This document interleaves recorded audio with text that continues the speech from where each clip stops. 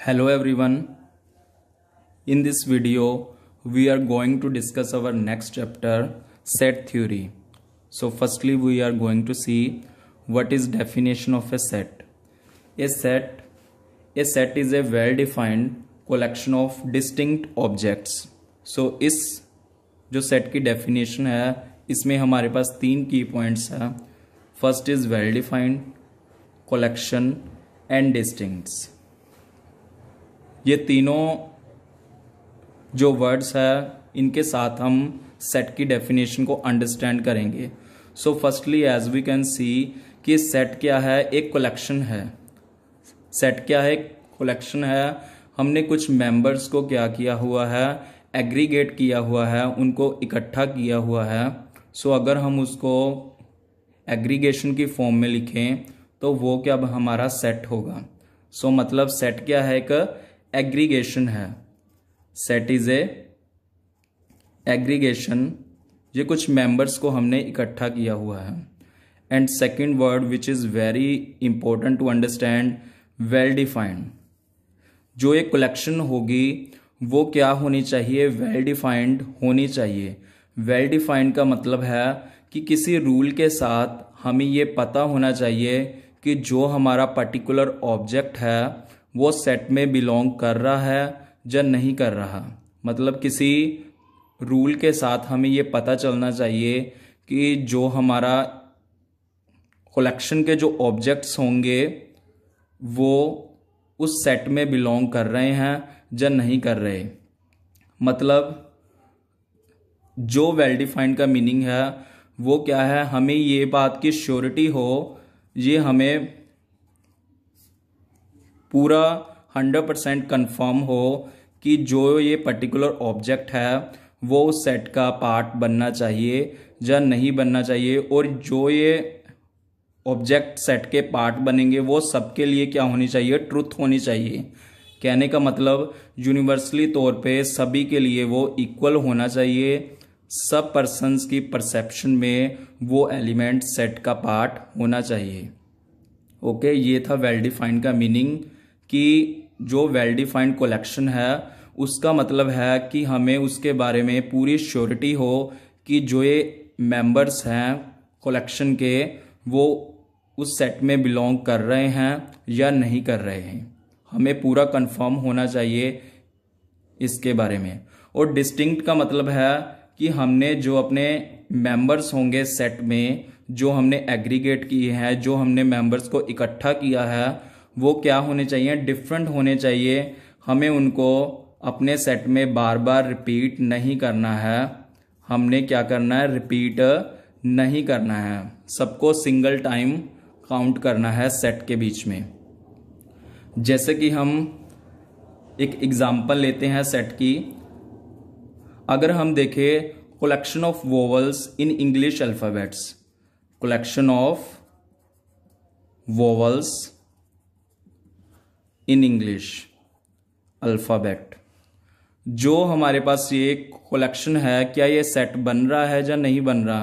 क्योंकि हम जानते हैं कि जो वोवल्स होते हैं हमारे पास इंग्लिश अल्फाबेट में ये 5 वोवल्स हैं, ए ई आई ओ एंड यू.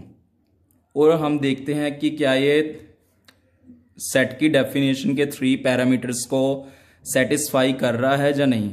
सबसे पहले हम जानते हैं कि ये एक कलेक्शन है जो कि हम देख सकते हैं. ये 5 मेंबर्स की हमने कलेक्शन किया है, इनको एग्रीगेट किया है, इनको इकट्ठा किया है. और ये क्या है, सभी के सभी एलिमेंट हमने डिफरेंट रखे हैं. ये सभी एलिमेंट्स क्या है, डिस्टिंक्ट है. हमने इनको बार बार रिपीट नहीं किया है. और ये जो कलेक्शन है हमारे पास, ये वेल डिफाइंड है. ये सभी के लिए क्या है, श्योरिटी है कि वोवल सिर्फ यही होंगे, इनके अलावा कोई और वोवल नहीं है. सो ये हमारा जो ये कलेक्शन हो चुकी है वोवल्स की in English alphabet, so this collection is a set. और सेट को हम कर्ली ब्रेसेस के अंदर इनको बंद करेंगे और कोई भी इनको नेमिंग दे सकते हैं. So this collection is a set. So as we can see कि जो हमारे पास सेट होगा वो क्या होगी, एक कलेक्शन होगी. पर इसका मतलब ये नहीं है कि हमारे पास जो हर कलेक्शन होगी वो सेट होगी. हमारे पास कुछ एलिमेंट्स की एग्रीगेशन ऐसी भी होगी जो हमारे पास क्या होगा, सेट नहीं होगा, पर वो कलेक्शन है। सो इसका मतलब है कि all set are collection but all collections are not set. इसका कन्वर्स ट्रू नहीं है। इसके अलावा हमारे पास कुछ और भी सेट होते हैं जो कि स्टैंडर्ड सेट हैं, जैसे कि set of natural number, set of integers, set of positive integers हो गया, and set of rational numbers हो गया, positive rational numbers, set of real numbers, set of positive real numbers, all these are sets. ये सभी set हैं। सो अब हम set को कुछ एग्जाम्पल्स के साथ समझते हैं। हम कुछ एग्जाम्पल्स ले रहे हैं और इनको सॉल्व करते हैं। So our first example is the collection of all boys of our class. ये क्या है, हमने अपनी जो क्लास में जो सभी बॉयज को क्या किया है, उनकी कलेक्शन की है। तो हमने देखना है कि ये कलेक्शन है, ये सेट बन रहा है या नहीं बन रहा।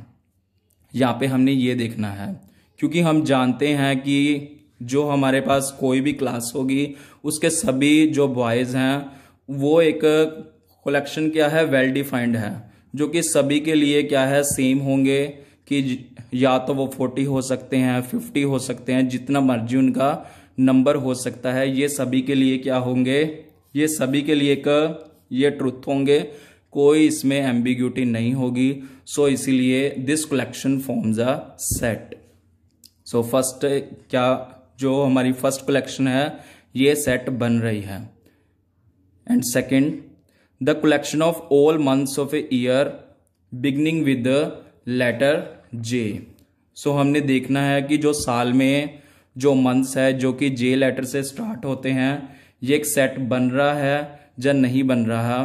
So this is also a set, because हम जानते हैं कि जो हमारे पास लेटर जे से स्टार्ट होने वाले जो मंथ्स है ईयर में वो 3 ही है, जनवरी, जून एंड जुलाई।